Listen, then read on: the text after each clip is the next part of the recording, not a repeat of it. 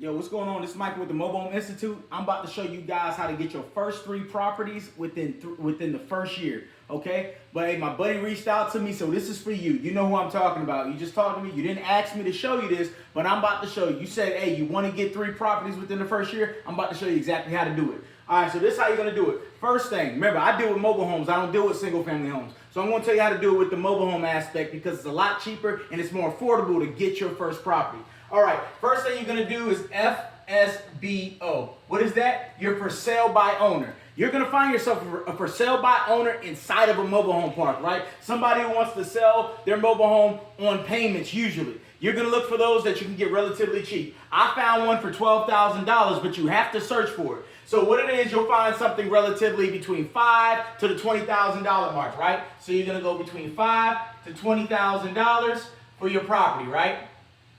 The cheaper the better, the less rehab that you have to do on it, the better. So you're gonna find your first property. The person's gonna say, hey, I want my property, let's say for $10,000. You find one for 10. All right, you're gonna make a deal with them. You're gonna say, hey, can you do payments? They're gonna say, okay, it has to be somebody who is willing to do payments. Okay, no problem. So you came up with a deal. You said, all right, $10,000 for 10K. They want $3,000 to be able to handle their business. All right, so you need to come up with how much? You need to come up with $3,000 to be able to secure your first property there. Okay, so we're talking about $3,000. So now your goal when you're out there working, I don't want to hear, hey, I'm not able to do this. You can sell stuff. You can sell any silver. You can sell your couches. You can sell your car. Everything. People are like, yo, this sounds crazy. But get the $3,000 so that you can start making your first bit of passive income. Okay, so therefore you got $3,000, you did everything. Maybe it took you 1 month, maybe it took you 4 months, maybe 6,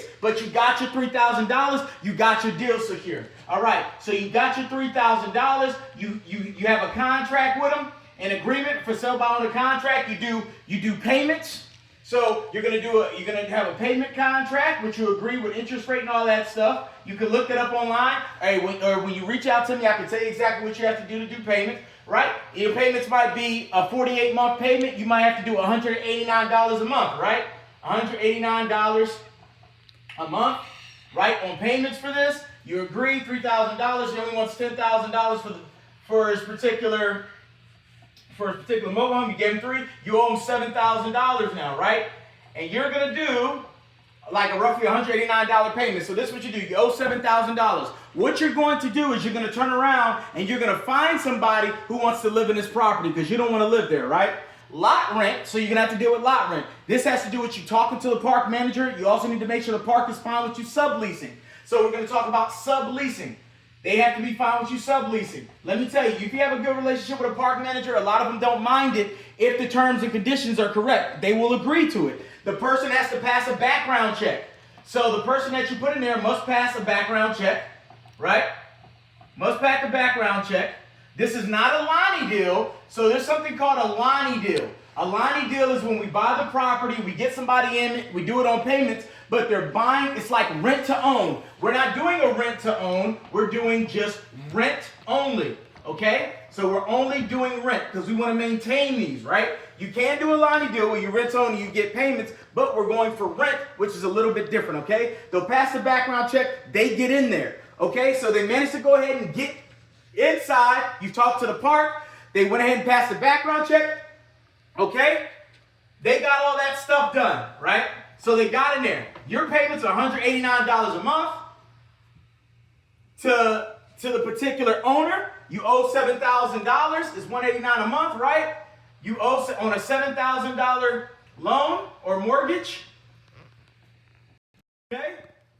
Now, lot rent at this particular place, let's say lot rent is $300, right? So all in, your payments are $489, right? What you're going to do, his rent payment is going to be about $1,000, $1,100, right? So his rent payment is going to be about, let's say, we'll keep it even, $1,000.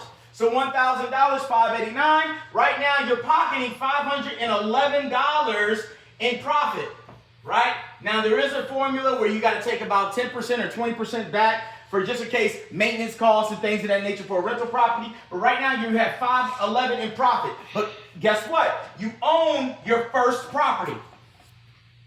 You technically own your first property. What you're going to do, you're going to rinse and repeat. You're going to use the same strategy. You're going to go to other parks. You're going to find for sale by owners. You're going to secure another one. You're going to use the exact same formula, supply another one. You might go to another park and, hey, it's even better. You get a better deal, it's better, but the person's in dire straits. A lot of times some people, they might have had a mortgage or something like that, but they're dealing with other issues, right? So now you secure another property. This is your first one. You got 511 profit, right? Now, you're coming across your second property. Your second property, right? Something similar. Say we have our payments, our monthly payments, we're going to accelerate $200 a month. That's what we agreed upon. And say lot rent here, you found a good spot where lot rent is $150 a month. Now, in South Carolina, you get on average between $200 to $450 in lot rent, right? There are some places for $150, but on average it's $200 to $450 in South Carolina. You get $150, so you're all in $350. Based off of the community and everything, you can actually rent this place out for $1,200. So now you rent it out, you've already talked to them, they did a background check, they agree to subleasing and stuff like that. So now you're renting for $1,200.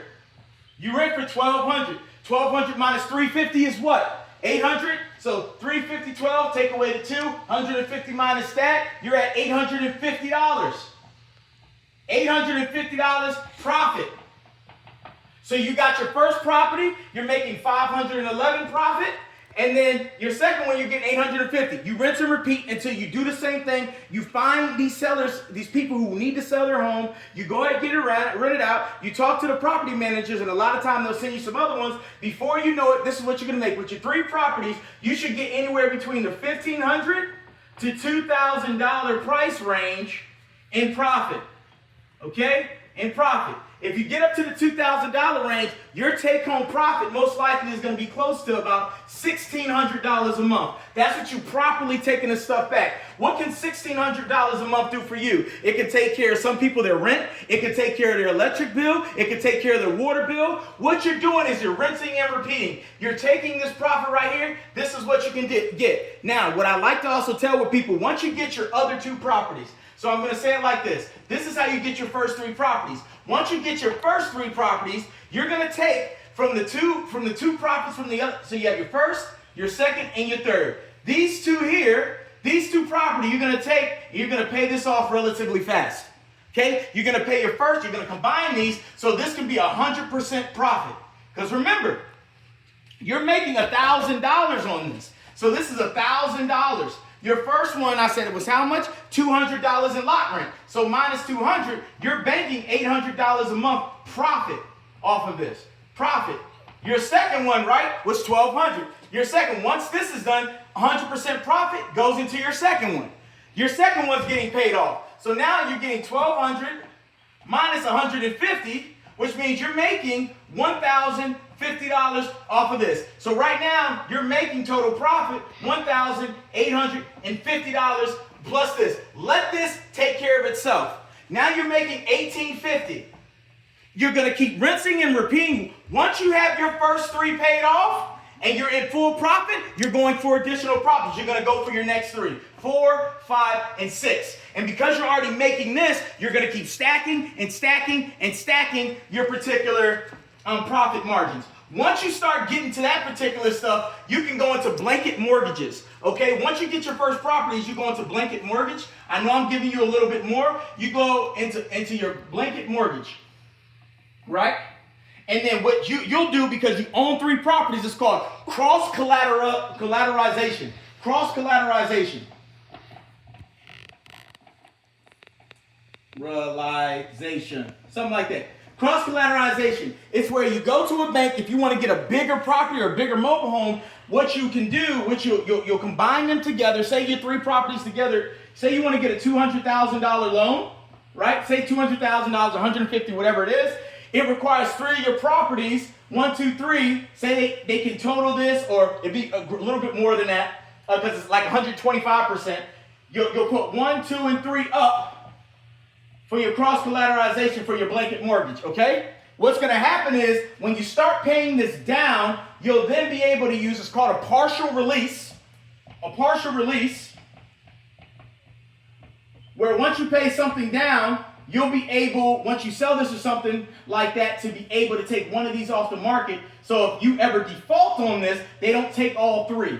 They'll just be able to take maybe 2 or 3, and your one's in the clear. But that's something a little more complicated and stuff like that. But that's when you get into being able to use your property for mortgages and stuff like that. With that being said, bro,